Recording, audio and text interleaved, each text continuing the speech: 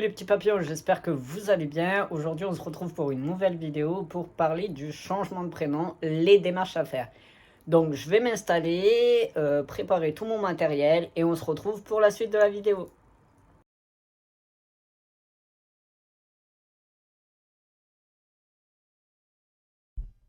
Donc, du coup, on va commencer par un petit point juridique. Il faut savoir que c'est une loi qui date pas de hier. Le changement de prénom existe depuis 1955, donc c'est la loi numéro 55-1465, datant du 18 novembre, non, du 12 novembre 1955, et qui portait la notion d'intérêt légitime du requérant. C'est-à-dire que cette personne pouvait faire son changement de prénom euh, avec une demande légitime, par exemple, parce que le nom de prénom et le nom de famille pouvaient faire un jeu de mots et étaient sujets à des moqueries, ou par exemple, le prénom et le nom de famille étaient deux prénoms et pouvaient former un prénom composé, du coup, les gens n'arrivaient pas à se repérer, donc par exemple Jean-Pierre, ou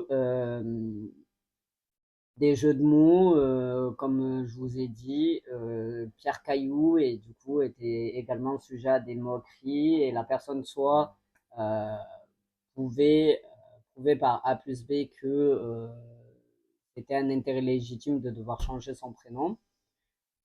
Donc voilà, parce que je pense pas qu'en 1955, il y ait eu beaucoup de changements de prénom pour un parcours de transidentité. Mais par contre, oui, vu que cette loi a été changée que en 2016, bien sûr que dans les années 2000, là par contre, certains intérêts légitimes étaient par rapport à un parcours de transidentité.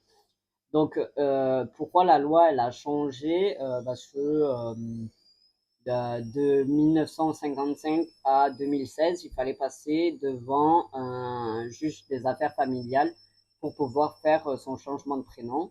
Mais à l'heure d'aujourd'hui, vous passez par un officier d'état civil, donc en mairie, pour pouvoir changer votre prénom. Donc du coup, on va faire une petite parenthèse avant de vous parler des démarches à faire pour le changement de prénom. Il faut savoir que vous pouvez soit le faire en mairie ou soit le faire au tribunal en même temps que votre changement de genre à l'état civil. Euh, donc en fait, au lieu de faire deux démarches, une à la mairie et une au tribunal, vous pouvez regrouper les deux pour faire tout au tribunal, mais c'est un peu plus long et ça demande beaucoup de paperasse. Tandis qu'en mairie, voilà, c'est quand même plus simple et plus rapide.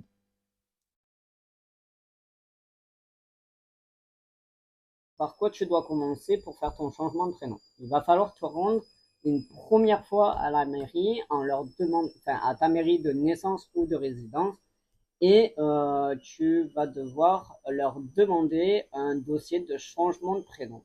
Si tu tombes sur une personne assez bienveillante, la personne va t'expliquer toutes les démarches à faire, enfin le dossier, comment le remplir et tous les papiers à ramener et toute la procédure qu'il va avoir pour faire ton changement de prénom.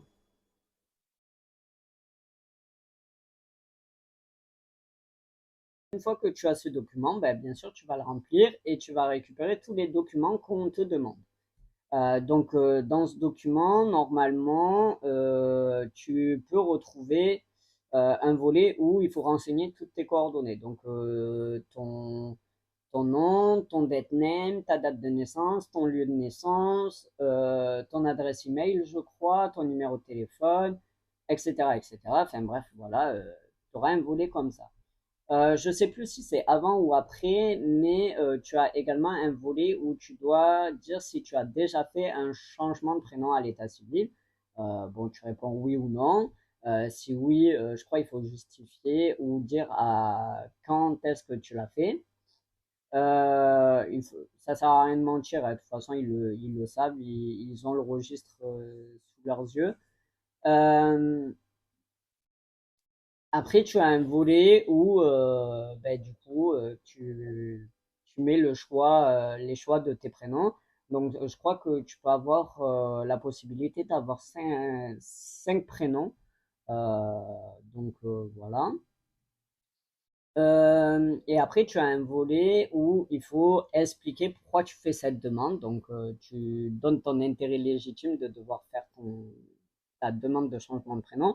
Donc, moi, je parle de parcours de transidentité, hein, mais du coup, tu expliques pourquoi, tu dis que tu es dans un parcours de transidentité, que tu es reconnu en tant qu'homme et que tu te reconnais plus dans ton ancien prénom, etc. Par contre, pareil, si vous faites un changement de prénom pour un autre intérêt légitime, vous expliquez l'intérêt légitime de pourquoi vous faites ce changement de prénom. Voilà, et après, normalement, il n'y a plus rien à remplir sur ce document. Tous les documents à fournir principalement avec ce dossier, ça va être un justificatif de domicile datant de moins de 3 mois.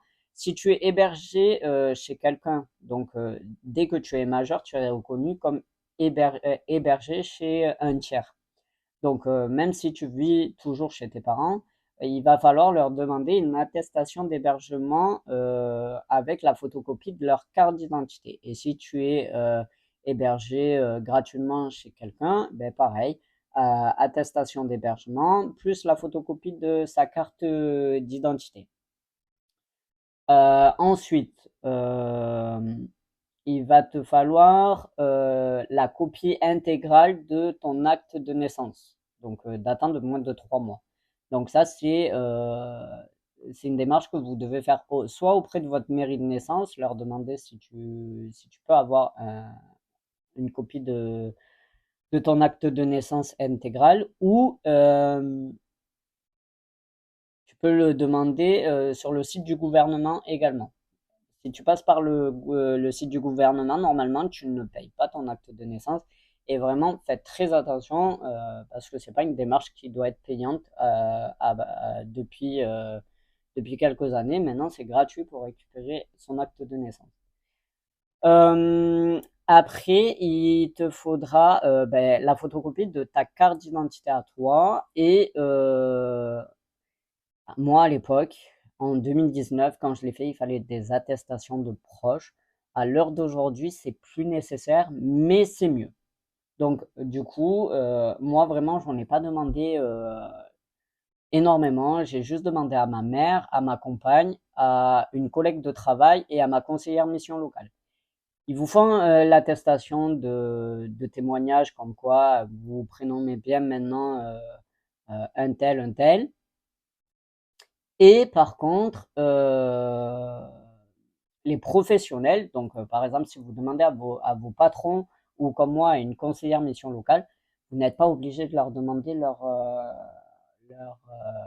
enfin, la photocopie de leur carte d'identité parce que s'ils passent au nom de l'entreprise, eh bien, ils ont juste à mettre le cachet de l'entreprise et ça suffit amplement parce que il y a le nom et prénom de la personne, son numéro auquel peut être joint et dans quelle entreprise il travaille. Donc du coup, si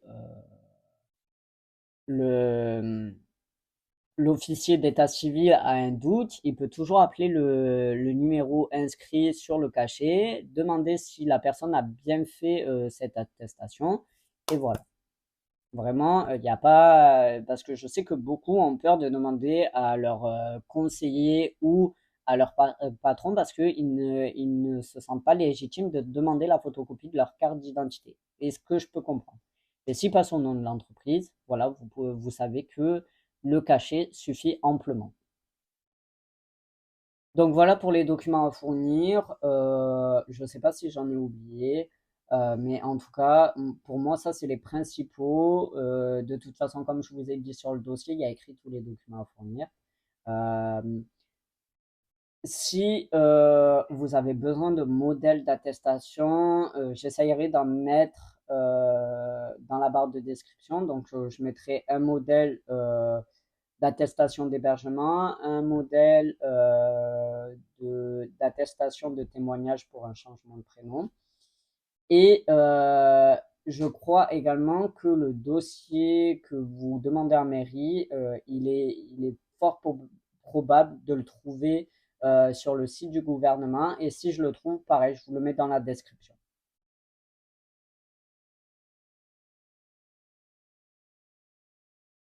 Quand tu as rassemblé tous tes documents avec ton dossier rempli, tu te rends en mairie. Et j'ai bien dit, tu te rends en mairie. Tu donnes ce dossier en main propre et la personne va te donner un peu comme un avis de passage, un papier en te disant comme quoi tu es passé à telle heure, tel jour pour déposer ce document. Il va t'expliquer également dans combien de temps il y a une commission pour te dire dans à peu près combien de temps tu auras une réponse.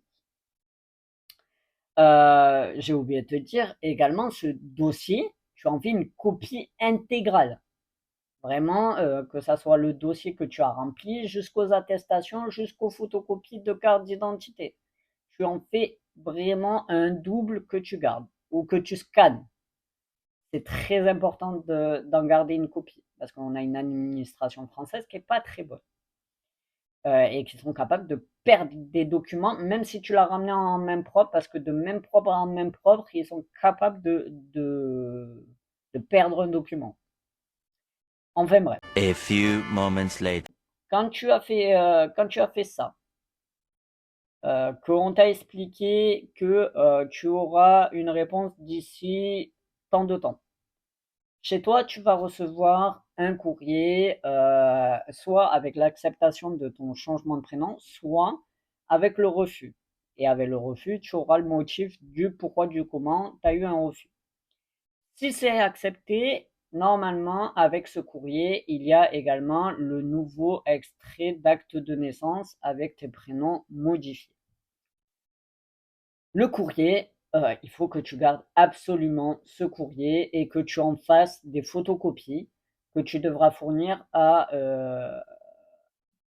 des organismes, etc., pour faire ton changement de prénom auprès des organismes. Mais ça, je reviendrai dessus et je t'expliquerai. Quand tu reçois ça, tu as également une copie de ton extrait de naissance modifié. Donc pareil, ça tu le gardes précieusement. Par contre, celui-là, tu n'as pas le droit de faire des photocopies parce que il faut tout le temps un original où ça a bien été signé et tamponné par un officier d'état civil. Donc ça, tu ne peux jamais donner une copie. Et ensuite, ben, tous ces papiers, tu les gardes. Tu commences à rassembler à nouveau encore les mêmes papiers, justificatif de domicile, attestation de domicile, photocopie de carte d'identité, photocopie du courrier de la mairie acceptant ton changement de prénom, ton extrait de naissance, la photocopie de ta carte d'identité et une photo d'identité conforme dans les règles de l'art et tout, que tu dois faire soit dans un photomaton qui est adapté pour les papiers d'identité ou chez un photographe. Quand tu as rassemblé tous ces papiers, tu te rends en mairie. Et là, tu demandes à faire ton dossier de carte d'identité avec tous les documents. Tu remplis ce document bien correctement au stylo noir. Parce que si tu le remplis d'une autre couleur qu'un stylo noir, ben, tu peux avoir un refus juste pour ça. Donc, lis bien les petites lignes sur ce document. Je crois qu'il faut même que ça soit écrit en majuscule et, euh, et au stylo noir. Donc, lis bien les petites lignes et tu le remplis, tu donnes les documents et normalement, d'ici un mois, tu as ta nouvelle carte d'identité. Du coup, pour moi, la vidéo est terminée. Je pense que j'ai apporté toutes les réponses aux questions qu'on peut se poser lorsqu'on fait un changement de prénom. Donc, si tu as encore des questions, n'hésite pas à les poser en commentaire ou vraiment venir sur mes réseaux sociaux que je te mets dans la barre de description.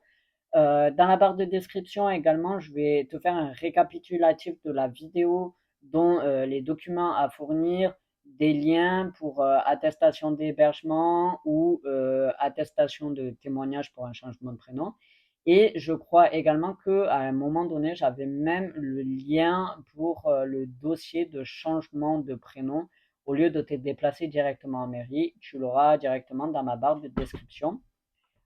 Ok, d'accord. A few moments later. Et voilà, n'hésite vraiment pas à venir poser tes questions. Je suis là pour y répondre. Le temps que la politesse et le respect est là, je répondrai avec plaisir. Et merci les petits papillons d'avoir regardé cette vidéo. N'hésitez pas à liker, vous abonner et à activer la petite cloche pour ne rien rater sur les prochaines vidéos.